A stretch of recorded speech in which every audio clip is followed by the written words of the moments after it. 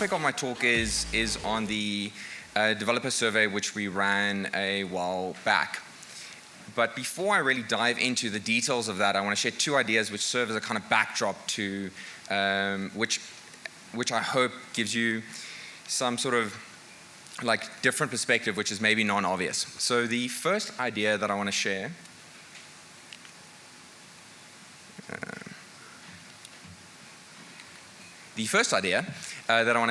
is around the impact of software, and specifically that we are still at the start of the software revolution.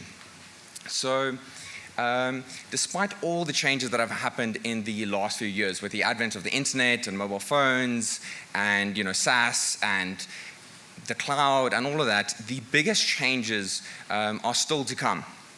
And in the startup world, that's been coined as software is eating the world.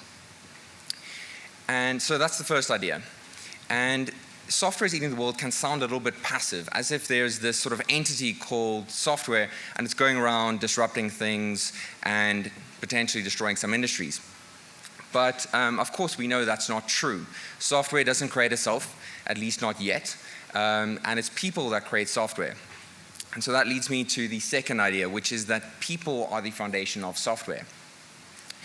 If you want to build innovative products, you need to get the right people together and get them working in a sort of useful manner. And companies that fail to do that are going to get left behind. So Stripe, the payments company, recently ran a survey where they asked executives what the biggest threats were to their business. So what's keeping them up at night. And it turns out that the thing that they were more worried about access to developer talent than they were about access to capital. So essentially they were more worried about finding developers than they were about the money to pay those developers. So those are the two ideas. Software is eating the world and people are the foundation of software. So as Stephen found out, it seems that most of you know that we are a talent marketplace. And every month our talent advisors talk to hundreds of developers and designers, data scientists and product managers about finding their next job. And during those conversations we hear about their frustrations with their current job, what they're looking for in their next job, and generally what their aspirations are for their career. And what we wanted to do was we wanted to shed some light on those kinds of insights in a more structured manner. And so we decided to do a survey. And the survey focused just on the developers in our community. And the reason was essentially just to keep things simple because it was our first survey and we were a bit nervous about making it a success. And 3,000 of you responded to the survey, which is absolutely amazing. So thank you very much for that.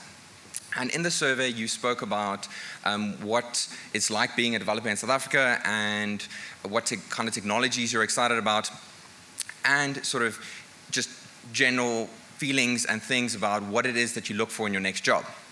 So I thought a good way of tackling this is not to go through every single insight in the report, because that would be fairly boring, given that the report is available online. Instead, I thought what we could do is we could try and use the data to answer a question, which is, should I be a software developer in South Africa? And a good starting off point for that question, I thought would be to look at what developers value. So one of the questions in the survey was, apart from compensation, what are the factors you consider when looking for your next job? And it turns out that the #1 consideration that developers look at is company culture, followed by growth opportunities and flexible working hours, tech stack, and diversity. So I think this gives us quite a few interesting insights. The first is that South African developers care more about the environment in which they work than they do about the exact nature of the work that they do. And as employers, I think, especially technical hiring managers, we often fall into the trap of talking about the technology and the technology problems that we have, rather than the exact nature of the culture in which we work. I think it also says something interesting about the South African developer community. And that's highlighted when we compare our results to those from a recent HackerRank survey. And despite culture being the #1 consideration for South African developers, it barely makes the top 5 for developers in Europe and America. And fortunately, there are some signs that we are getting culture right in South Africa. The first one is that 4 out of 5 developers feel that they are respected and valued in the workplace. And as you guys would all guess, is the fact that that's obviously a fundamental part of any successful culture, is that respect that colleagues have for one another. And the tech industry globally has got a lot of flack recently around inclusivity, as you probably know. And I think at least South Africa has a really, really strong base from which to tackle those challenges. The second signal that we seem to be getting culture right is the fact that 2 out of 3 developers feel that they have significant growth opportunities in their current workplace. As developers, we constantly need to be learning new skills to keep pace, and I think it's really great that the majority of companies seem to be creating the opportunities to learn in the workplace. Of course, we also need to consider compensation. So in the previous list, what we looked at is all the factors aside from compensation. But compensation is in fact the main consideration that developers have when considering their next job. So what I originally wanted to do with this section was I wanted to compare the average salary that developers have with those in other professions in South Africa. And I actually struggled to find a sort of definitive list of the top earning professions in South Africa, but I did find a list of roles that seemed to come up a lot. And those were actuaries, medical professionals, lawyers, engineers, pilots, that was a surprise to me, and software developers. So I want to pause here for a second and just give you guys the opportunity to see if you can see a pattern of some kind in this list.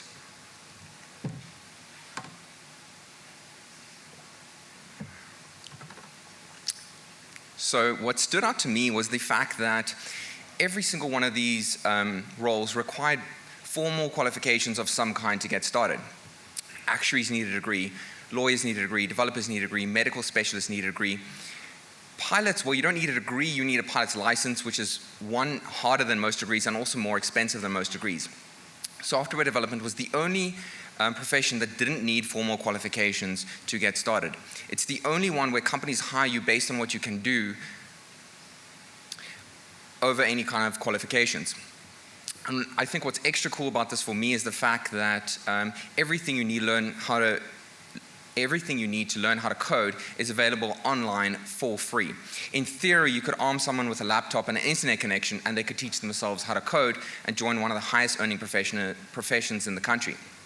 Now, of course, it's not as simple as doing a few YouTube tutorials and becoming a top earning dev, but I do think it points to the fact that it's way easier to get started than the other professions.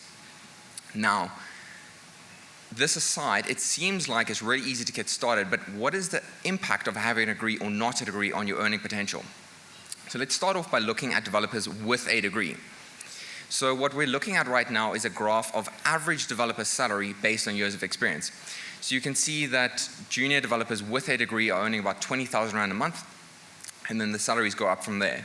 Keep in mind, these are average salaries. So the actual results are all over the show. There's certain juniors that are earning significantly more and significantly less. But what happens if we compare these salaries to those of developers without a degree? The results seem pretty damn crazy, right? Essentially what the data is saying is that developers without a degree are earning essentially the same as those with a degree. So what does that mean? Does that mean those of you who have a degree wasted your time and your money, and that any of the students should quit their studies right now? I don't think so. The data also showed that self-taught developers typically ended up coding way, way early in their life. And there was also a strong correlation between coding early in life and earning more. So the world still sort of makes sense, but I do think it points to the fact that software development is relatively meritocratic. In addition to having lower barriers to entry, the industry seems to reward skill, the ability to do things, rather than qualifications. Cool. Now you might be thinking, Philip, this sounds great. It's a very positive message. And I'm really glad that developers in South Africa are earning a lot of money, and I'm glad that software is relatively meritocratic and that we're getting culture right. But dude, have you seen how much developers overseas are earning? And yes, I have. So let's look at that for a second. One of the questions we asked was whether you are looking abroad for work opportunities. And it turns out that 1 in 5 developers in South Africa are actively looking at opportunities abroad. And they're mainly looking at Europe, UK, and America for those opportunities. An additional 3 out of 5 said that while they're not actively looking, they are open to opportunities abroad. And the number one reason given for that was higher earning potential. So, to investigate that a bit more, what I did is I took the average developer salary in 2 popular European cities, London and Amsterdam, and I compared that to the average developer salary in Johannesburg. As it stands, there's a pretty compelling reason to be looking at jobs overseas. You could be earning almost double what you're earning in Johannesburg in those 2 cities. And you might even be asking, why would anyone stay here if you can earn that kind of money? But before we reach that conclusion, there are a couple of factors that you want to be considering. So the first one I looked at was tax. And when you factor in the local tax rate for each of these cities, it changes the results a little bit, but Johannesburg is still dead last, and London is looking pretty damn great right now. But there's one more factor we need to consider, and that's cost of living. So what cost of living indexes do is they compare how expensive it is to live in different cities around the world. And they consider things like rent and groceries and clothing. And then essentially with that factored in, what you get is you get the effective spending power in a particular area. And suddenly, Johannesburg becomes the #1 city. So despite earning significantly less in Johannesburg, your spending power, what you can actually do with your money, is significantly higher. Now, I could guess the skeptics in the room are thinking, I specifically chose these 2 cities to make a point, or potentially I just fudged the numbers on the cost of living. But it's not just us that reached this conclusion. Back in 2015, Stack Overflow reached exactly the same conclusion. And in fact, they were even more optimistic about South Africa. They found that using the Big Mac index, which is a cost of living index that compares the price of Big Macs in different cities around the world, that South African software developers had the second highest spending power in the world. So in summary, while there are many places where you technically earn more, you won't necessarily be able to afford the same standard of living as you would in South Africa. So far I've been saying a lot of positive things about South Africa, but I don't mean to imply that there isn't value in going abroad.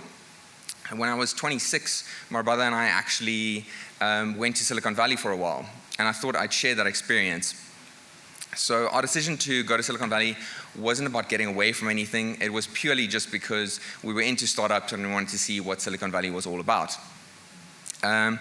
And we, after getting the passport sorted, which was a mission, we ended up moving into a place called the Incubator in Palo Alto. And that's Incubator with a double N. It was run by an ex-Marine who drove a Tesla. And if you've seen the Silicon Valley TV show, you'll know exactly what kind of place I'm talking about. And just like in the TV show, it was essentially one big scam. The place was later referred to in the media as highly suspicious hostels for techies. We ended up moving out of the Incubator and into a cozy 1-bedroom apartment in the heart of Palo Alto. It was so cozy, in fact, that we slept on yoga mats because it wasn't large enough for us to fit beds inside. Which, to be clear, I'm actually totally okay sleeping on yoga mats, but at 60,000 Rand a month, that felt a little bit steep.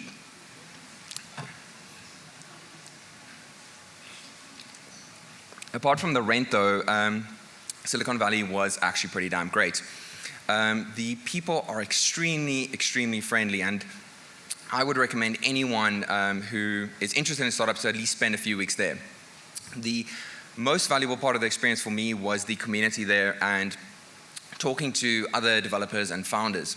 So the picture you're seeing right now is of a guy called Steve Blank, and I was just sitting in a coffee shop when he sat down next to me.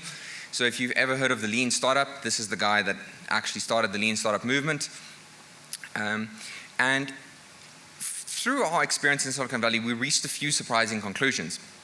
And the first was that the developer talent in South Africa is absolutely world-class. So of course, Facebook and Google talk about what great developers they have, but our local companies do too. And we also learned that we could have a far bigger impact in South Africa than we could in Silicon Valley. So in Silicon Valley, things are generally pretty damn optimized.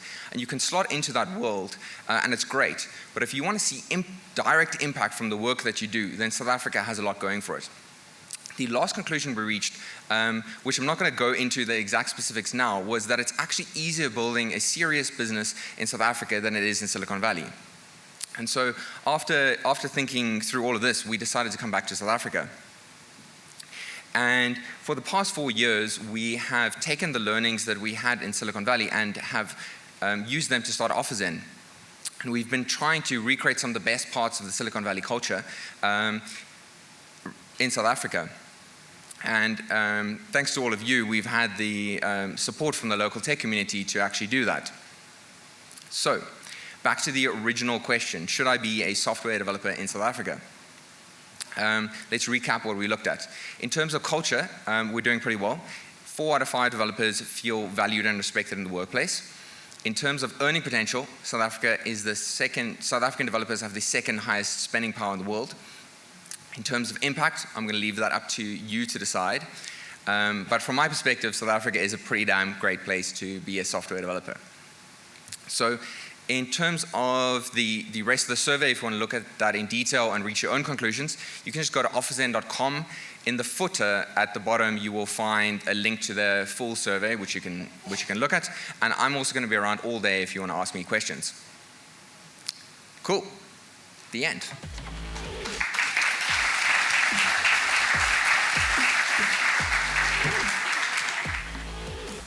Hi, so just wanted to ask, your cost of living, so did that factor into account, armed response, electric fences? I mean, we have to be practical here in South Africa, versus where in Europe you don't need things like that. So it was, so the cost of living is pretty extensive. I didn't look at all the exact details, so we used a sort of like international cost of living index for this. We didn't make it up ourselves. I'm not 100% sure about those kinds of things, but I mean the cost of living difference is massive. So I would guess even if it does miss some of those things, my guess would be that it still comes out that South Africa and developers earn more. Okay, because I have a friend in Amsterdam, and yeah, it seems that he actually has a lot more at the end of the month to spend. Sure. Look. I mean, that's kind of what I was saying about the average developer salaries. You definitely want to be looking at averages rather than outliers. I mean, you get so many outliers. So as an example, is the highest salary you've ever had for a graduate on OfferZen is 45,000 Rand a month. Now, if that is your best friend, you go, cool, that's what developers in South Africa earn. But it's not. It's just an outlier. So you definitely want to be very careful with anecdotes.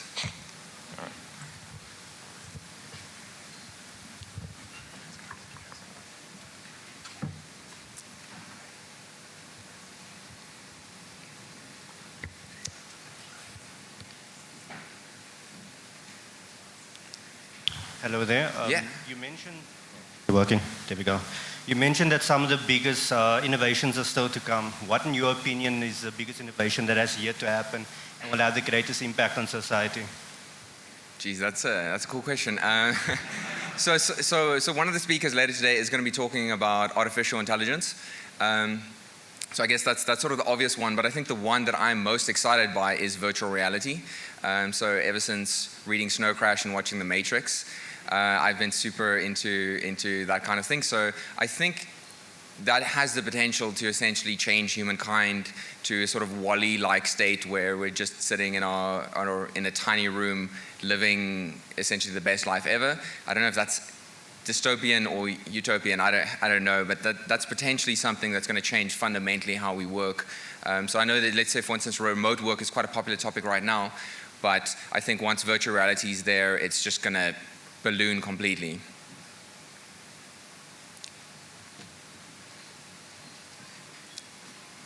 Hi, good morning. What are your thoughts around the effect of South Africa's exchange control laws around intellectual property on South Africa as a software investment destination, and how that's going to affect the industry going forward? So I'm certainly not a lawyer, so that feels like a dangerous question to ask. To answer. At least it seems though that, so there's definitely, that's a controversial topic in the venture capital world and the startup world. But I think that there sort of are workarounds that people seem relatively comfortable doing. I don't know if those are good or bad. But I mean, maybe to be safe, let's talk about it afterwards.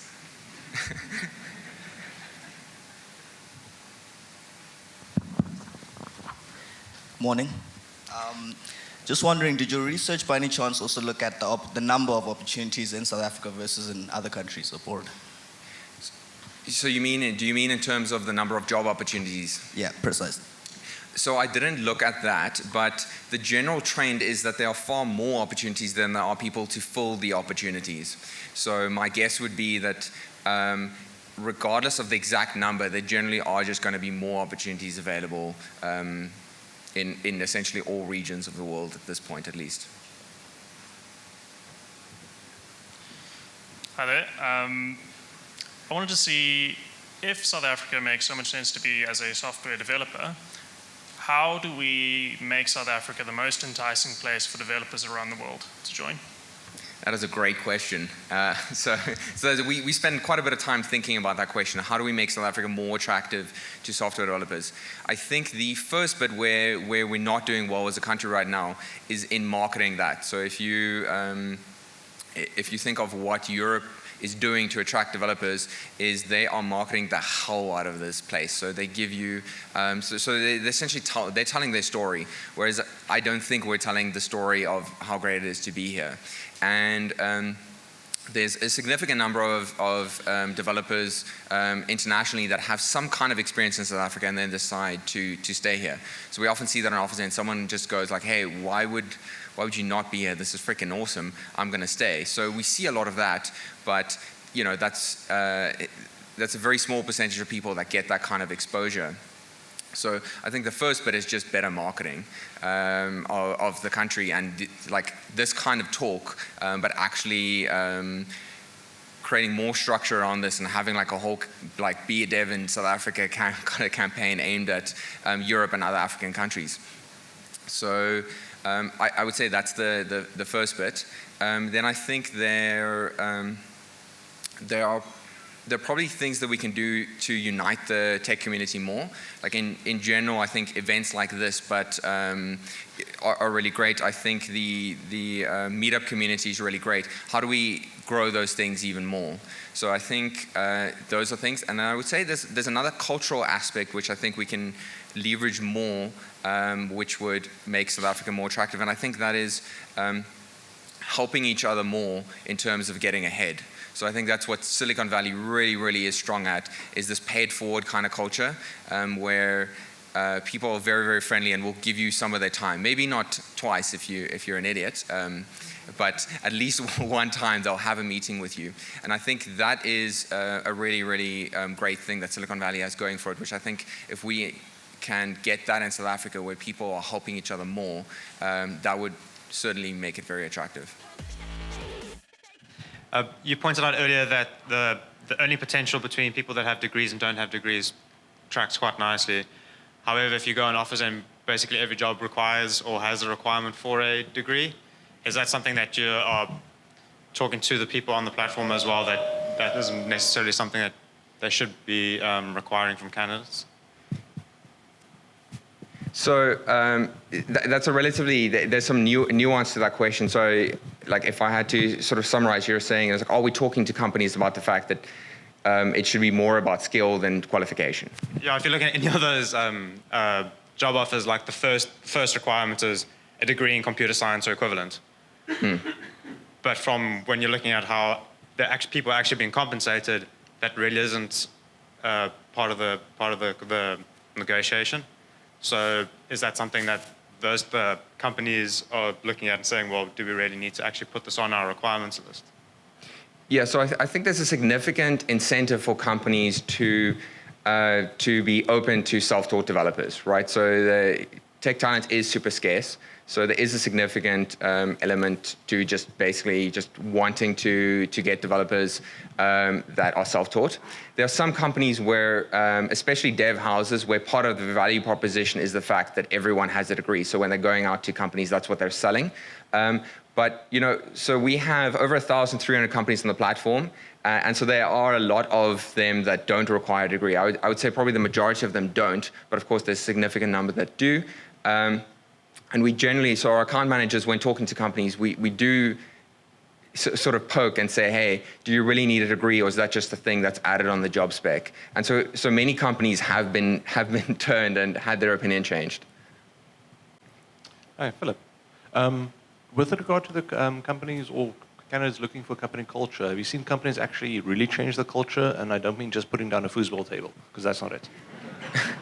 Sorry, can you just repeat that a bit louder? Have you actually seen companies change their culture based on the feedback you give them? Specifically, because we all know, well, from this data, we can see that people are looking for culture at a company, but I haven't seen that many companies actually want to change. They're just sold, here's the package, take it or leave it. So I think cultural change is hard to do in the sense that you can't get, one piece of feedback from a candidate and say, cool, we're going to change our entire culture. That's, I think, a thing that, sure, it starts with the leadership of the company, but I think it permeates all the way down. You need to change the entire thing. I think what we have seen is that companies are trying to do that. So I think there are many companies that have sort of realized that they need to do that, and they are trying. That's obviously a hard thing. I can't think of any obvious wins right now where there's this company that's completely changed their culture, and potentially they also wouldn't want me to use them as an example right now.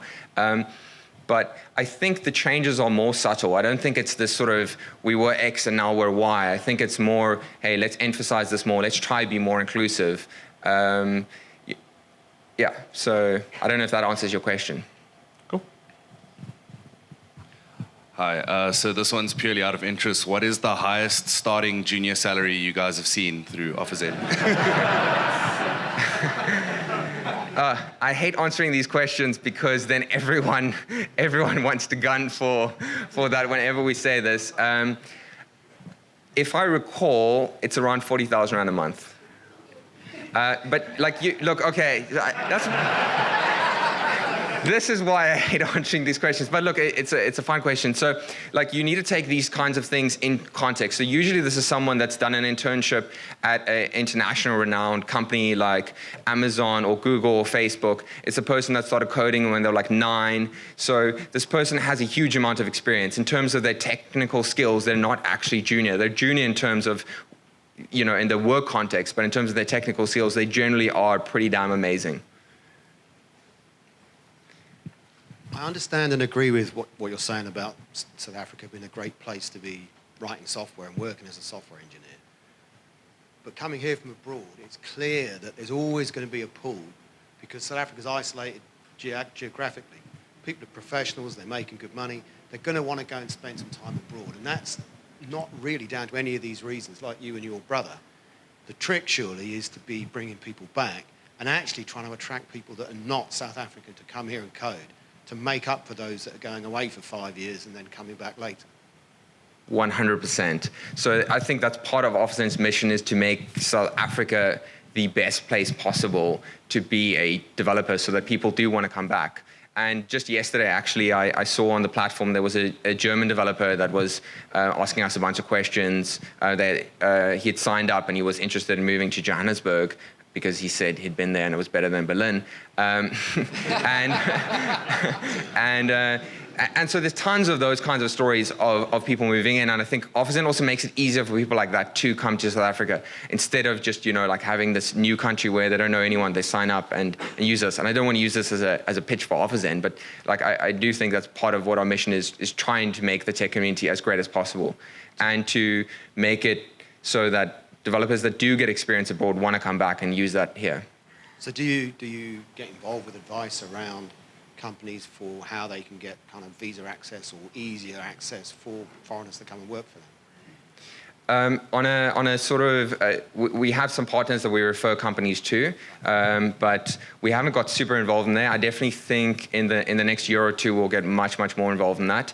There's also a lot of really great developer talent in the rest of Africa, which we want to give our local companies access to. Right. Thank you. Out of interest, I wanted to find out, do you have any idea, like on the stats of developers immigrating overseas and the one coming into South Africa?